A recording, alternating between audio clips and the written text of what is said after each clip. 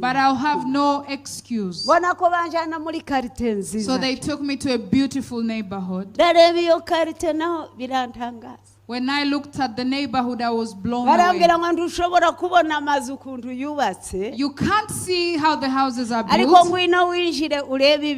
but come and let us show you what is inside. So they took me to a house. I saw amazing things in the house. It was a house full of wealth. Everything glittered like diamonds. I'm using diamond because that's the closest thing, but it was more. From the top to the bottom. And all of it was shining. But when I went to observe, I found a man in the house. A man who looked good. Seated on a wonderful chair. They showed me the chair moving in. And he was very happy in his house. And the person who was giving me the guide, and this person told me, look at the joy in this man's eyes. Look at his wonderful house. Look at the wealth in his house. It was beyond my mind. I said, how did this person build this house? Where did he get this wealth? He said, ask him and he will tell you. When I went to ask him,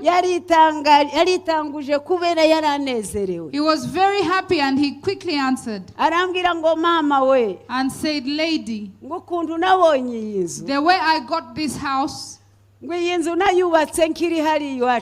I built it when I was still on the earth. I preached the gospel of God. And I was saved truly. I taught people how to serve God. And I served God with my whole heart. I invested all that I had in the work of God. I served God with everything and in any way I could. There is no day that I stole the tithe. There is no day I went to church empty-handed. There is no day I passed by a poor man and left them to church empty-handed. There is no day I passed by a poor man and left them the same. I visited the orphans and the widows. And I would feed them because that's what my pastors taught me. I would visit people in jail. Then I would visit the sick in hospitals. Everything that I was taught, I did it. And I did it excellently. When I reached here, they told me, come and let us take you to your house. Then they took me to my house. Then when I saw my house, when did I do this? When did I work for this? They said, when you used to serve God, you were building your house in heaven. When you would give your offerings, you were decorating your house in heaven. They told me, rejoice in the wealth you have in heaven. If you're not jealous, you can clap your hands. May God bless you. And this person told me, now I am very happy in my house. And this person told me, if you're going back to earth, try your best to serve God according to His word. So the other person told me, I think you have heard. So he went back to his house. They took me to another house. If you're listening to me, raise your hands. May God bless you. We don't have time to waste. They took me to the second house. When I got to the second house, I didn't see anything. All I saw, there was so much darkness in the house. But the person I was walking with, I saw him enter the house before me. And then when he entered the house, there was light in the house. To show me that when we get to heaven, which means that when we get to heaven, we will not need light, because Jesus will be our light. May God bless you. When this person entered this dark house, I saw amazing things in the house. It was similar to the things in the first house, but the difference was the second house was dark. But when the other man entered, I could see the things in the house. I asked him, why is this house full of good things? A lot of good things. He sat sad in his house, the second man. I asked, why is the second man looking like he's sad? And he told me, ask him, he will answer for himself. No one speaks for anyone there in heaven. You will answer for yourself. So you might as well learn how to speak while you're still here on earth. And speak what is good and what glorifies God. He told me, this second man told me, as you see me, I am very sad. When I was on earth, I was taught the word of God. I got saved. After getting saved, I loved serving God. I gave all that I could give for the kingdom. I helped the poor. I visited the sick and those in jail. I gave my tithe regularly. But one thing I had failed to do, I never had time to pray and fellowship with God. I didn't have time to pray because I was a businessman. I was always busy working. And then my profits I would take to the house of God. I thought I was doing what I needed to do in the house of God. When others went to pray, when others went to pray, I would go and do business. When others went to the overnight, then I would sleep at home. I never went to the house of God to fellowship. Let me tell you, my testimony, I am speaking to myself and speaking to you.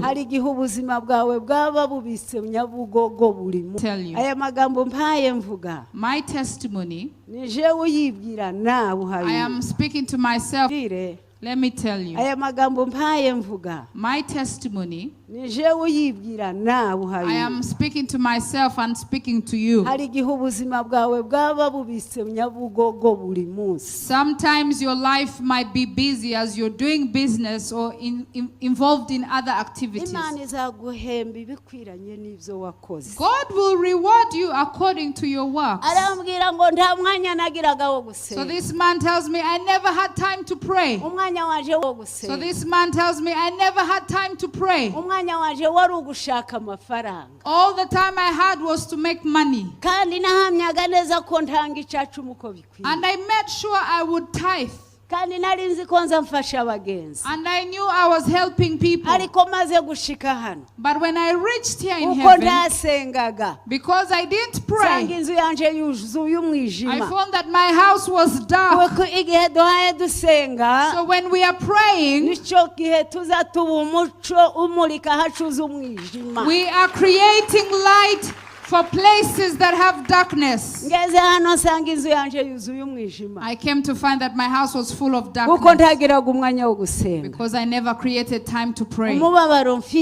So I am sad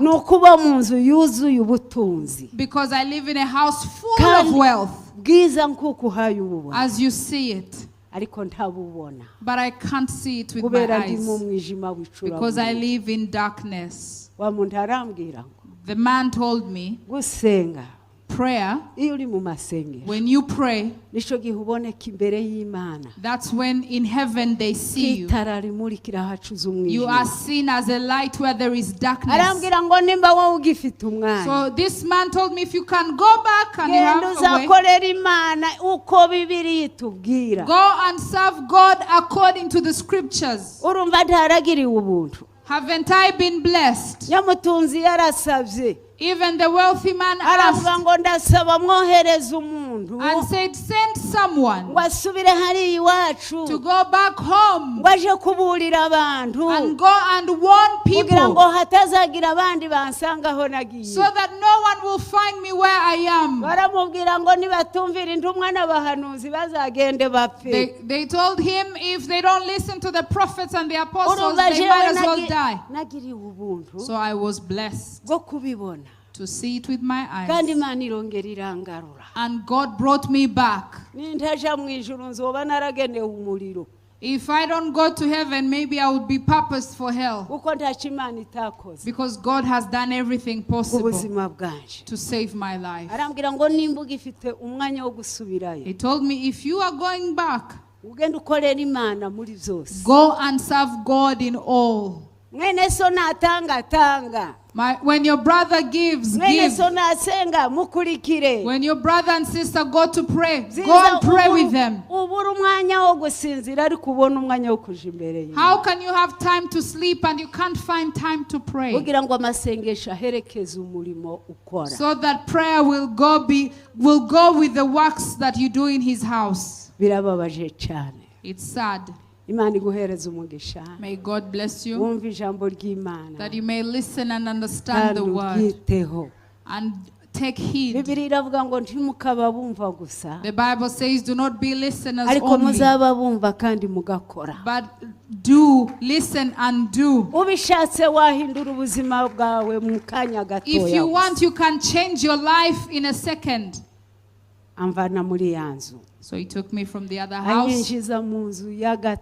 and took me to the third house. The third house, I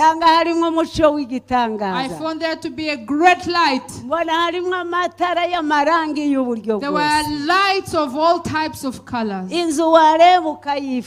It's a house you would look at and long for it. A wonderful house. And the person who was in the house looked amazing. But when I went to observe him, he looked sad. This is how he was holding himself. And he was sitting down.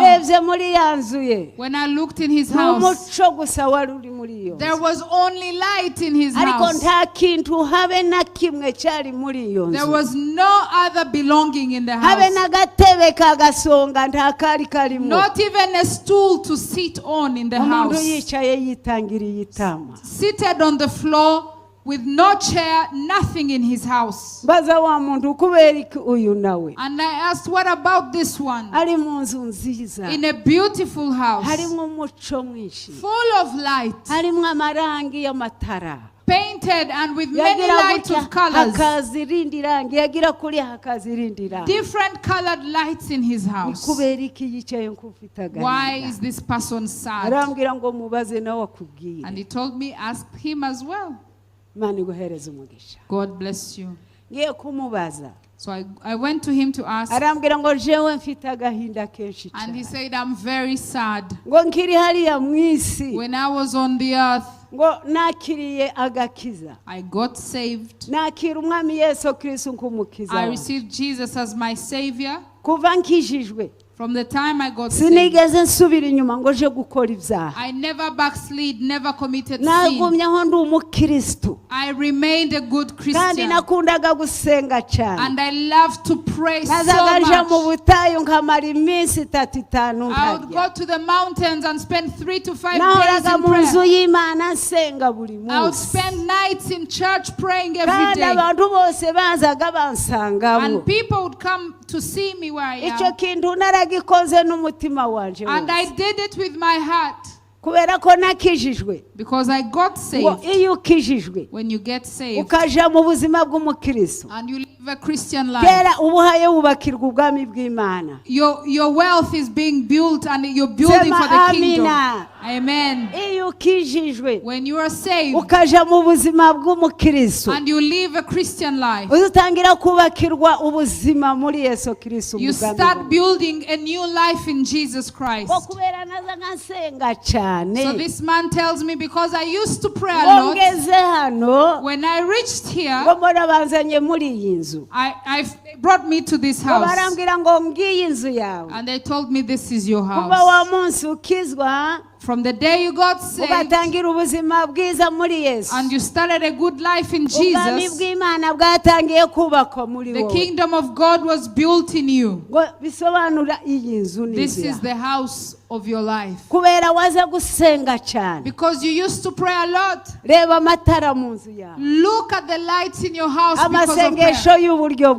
Prayers of all types. Prayers of fasting. Prayers in the mountains. Prayers in the house of God. Blessed are those who dwell in the house of God. Hallelujah.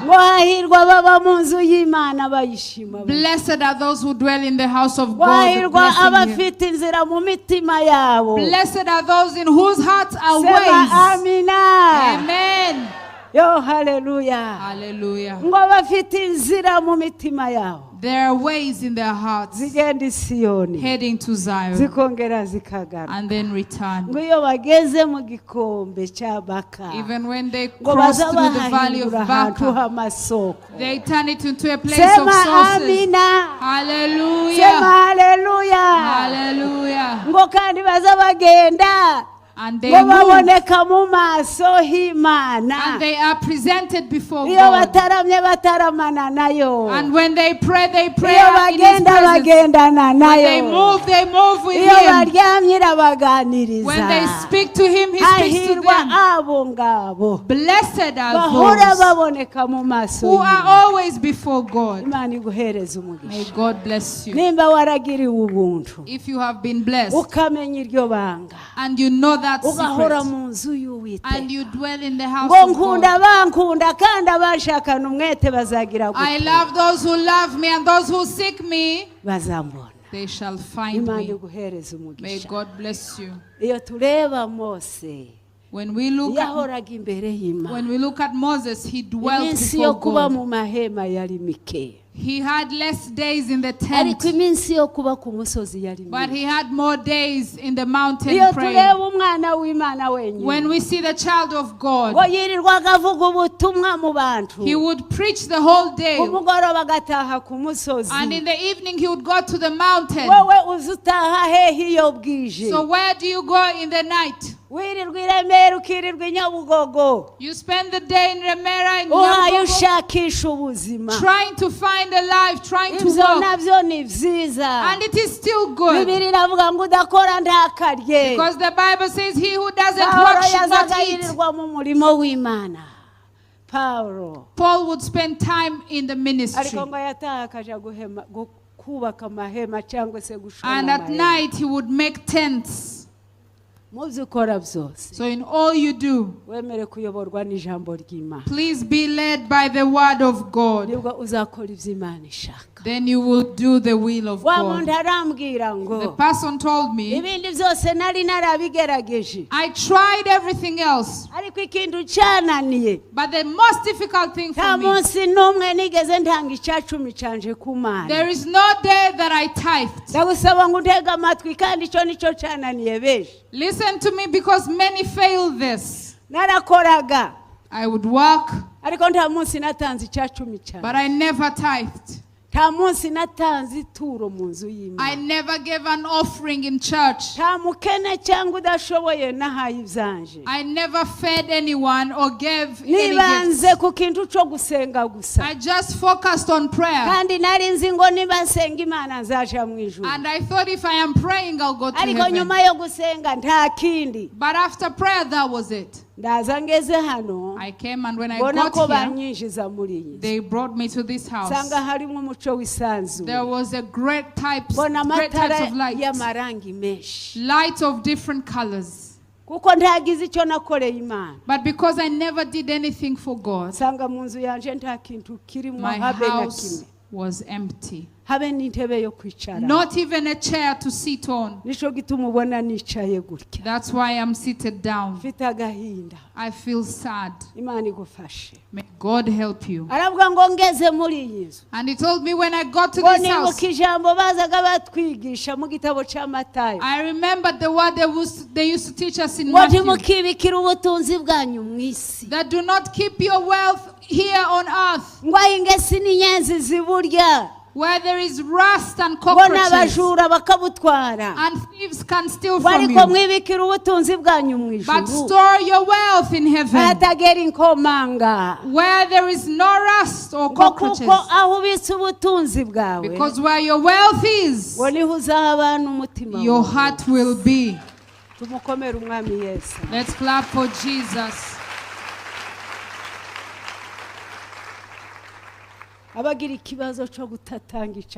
Those who do not tithe. Someone asked me in Canada, you want to tell me? I have 7 children. And I make $600 on each child a month. So do the math for 7 children. And then count the money they give me for social services, social care. 600 times 7 every month. You want to tell me that I should tithe for all that money? And this person said, even you too cannot do that. Even if you are righteous, you cannot do that.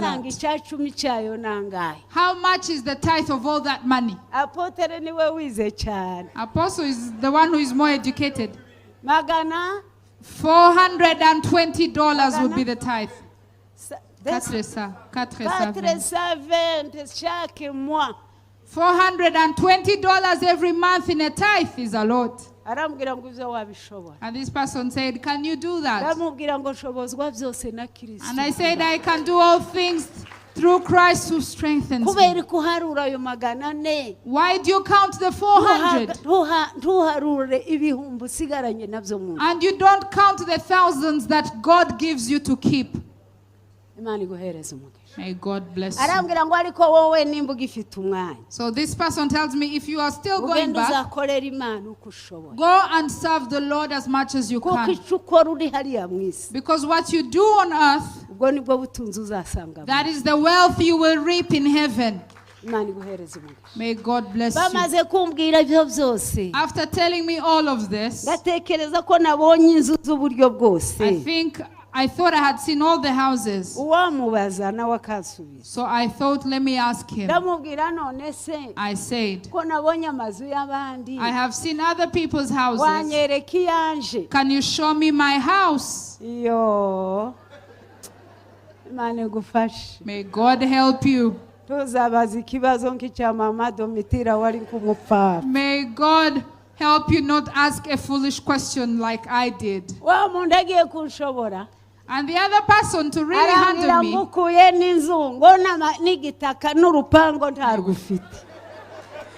The person told me, besides having a house, you do not even have a plot of land to begin with. You don't even have land here in heaven.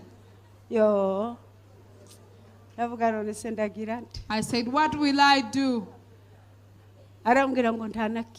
And he said, you have nothing here in heaven to show.